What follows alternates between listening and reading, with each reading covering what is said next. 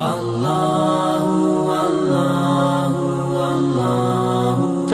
نوجوان لڑکا کالج کا مجھ سے یہ پوچھتا ہے، وہ یہ کہتا ہے کہ دنیا کیوں بنائی گئی اور انسان دنیا میں کیوں لایا گیا؟ قرآن کا جواب مجھے نہیں چاہیے، مجھے لاجک چاہیے۔ مسلمان گھر کا نوجوان لڑکا کہتا ہے جس خدا کو ہم نے دیکھا ہی نہیں اس کو ہم ماننے پر مجبور کیوں ہیں؟ مسلمان گھر کا نوجوان لڑکا یہ کہہ رہا ہے، کیا کہتا ہے؟ کہہ لگا صاحب 1500 سال پہلے ہمارا نبی گزرا تھا، وہ بیک وارڈوں کا زمانہ تھا، وہ بھی بیک وارڈ ہی تھے، آج ماڈرن لائف ان کی زندگی کیوں چلے گی؟ نوبت یہاں ہم لڑیں گے مسائل پر۔ علماء سے اسلام کا خطاب یہ ہے، آج کے ذہنوں کے مطابق، آج کے اسلوب کے مطابق اسلام کی بنیادی تعلیمات پر امت کو کھڑا کریں۔ ان بنیادی تعلیمات میں دیکھیں حکمرانوں کے لیے کیا احکام ہیں، ان کو تفصیل سے بیان کریں، تاجروں کے لیے کیا احکام ہیں اس کو تفصیل سے بیان کریں، اور نوجوانوں کے لیے اسلام کیا کیسے ایکسیپٹیبل ہے وہ بیان کریں، عورتوں کے لیے اسلام نے کون سا دین کو کیا اس کو بیان کریں۔ ہم بنیادی حرام چیزوں کو بھولے ہوئے ہیں اور چند چھوٹے مسائل کو پکڑ کر کے رکھا ہے اور اسی میں امت کو گھما رہے ہیں۔ میں کبھی کبھی سوچتا ہوں دین اسلام کے 95% مسائل متفق علیہ ہیں، اور شاید 3-4 مسئلے کل ہیں جو کچھ 2-3 مسئلے عقائد کے بارے میں ہیں، 2-3 مسئلے عبادات کے بارے میں، اسی میں سارے علماء جو ہیں وہ کچھ رد عمل میں، کچھ جواب رد عمل میں، کچھ اس کو ثابت کرنے میں، کچھ اس کی تردید کرنے میں لگے ہوئے ہیں۔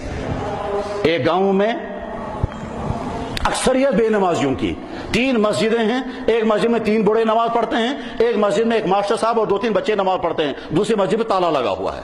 جمعے کے دن ایک صاحب آئے، اس نے لمبی چوڑی تقریر کی کہ صاحب شیخ للہ پڑھنا بہت ضروری ہے، اس کے بغیر نہیں، اور جو نہیں پڑھتا ہے وہ اولیاء کو ماننے والا نہیں۔ دوسرے جمعے میں دوسرا عالم آ گیا، اس نے کہا دنیا کا سب سے بڑا شرک یہی ہے۔ تو بیچارے گاؤں کی حالت یہ ہے کہ وہاں نماز پڑھنے کے لوگ تیار نہیں ہیں، اور ان کو الجھا رہے ہیں وہ کس بات پر؟ ایک ایسے مسئلے پر جس کی اہمیت ہی کچھ نہیں ہے۔ کاش علماء یہ سمجھیں اس وقت اسلام ہم سے کیا مطالبہ کرتا ہے۔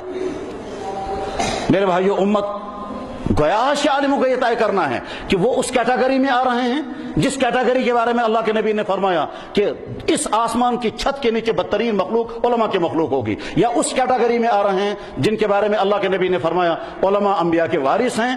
میٹر بنا ہوا ہے، آج کے عالموں کو فیصلہ کرنا ہے، بلکہ آج کے ہر طبقے کے ہر عالم کو سوچنا ہوگا کہ ہم امت کو کیا غذا دے رہے ہیں، ہم امت کو کس راستے پر لے جا رہے ہیں۔ کاش امت کے علماء اس نقطے کو سمجھیں اور جو اصل اسلام ہے جس پر اسلام کی بنیادیں، ایک حدیث میں فرمایا گیا ایک وقت آئے گا میری امت ان چیزوں کے بارے میں لڑے گی جس سے میرے دین کو کوئی نفع ہونے والا نہیں۔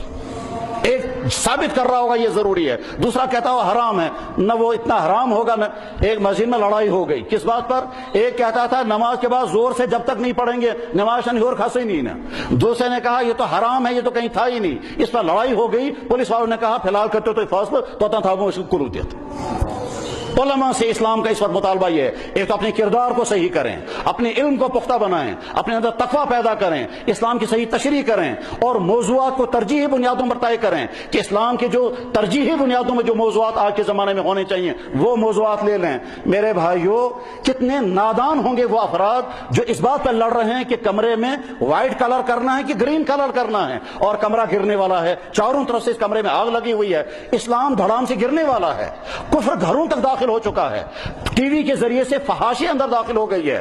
نادانیوں کا حال یہ ہے کہ دیندار لوگ اپنے بچوں کو کارٹون سناتے ہیں اور کارٹونوں کے ذریعے سے ان کے ذہن میں کرسچن کی تہذیب لائی جا رہی ہے، اور ہماری مسجد میں تقریر ہوتی ہے کیا صاحب نماز کے بعد زور سے پڑھنا ہے کہ آہستہ پڑھنا ہے، وہاں اندر میں کفر داخل ہو رہا ہے۔ اس وقت تو صورتحال یہ ہے کہ سکولوں کے اندر وندے ماترم کہلوائیں گے، سکولوں کے اندر آپ کو کفریہ جملے کہلوائیں گے، ہاتھوں میں کفر کے دھاگے بندھے ہوئے ہیں، کڑے لگا رہے ہیں، یہاں تک کہ ٹیکہ کرنے کے لیے عورتیں تیار ہو گئی ہیں۔ ہزاروں کشمیری مسلمان مرتد ہو گئے اور ہو رہے ہیں۔ ابھی پچھلے دنوں مجھے علی گڑھ سے کشمیری لڑکے نے فون کیا کہ لگا جناب یہاں کشمیری لڑکے آئے ہیں وہ عیسائی بن گئے ہیں اور ایسی بحث کرتے ہیں، ایسے اعتراضات کرتے ہیں کہ ہم جواب نہیں دے سکتے۔ اور ہم کاش علماء یہ سمجھیں کہ اس وقت امت مسلمہ کو کس دوا کی ضرورت ہے، ان کا مرض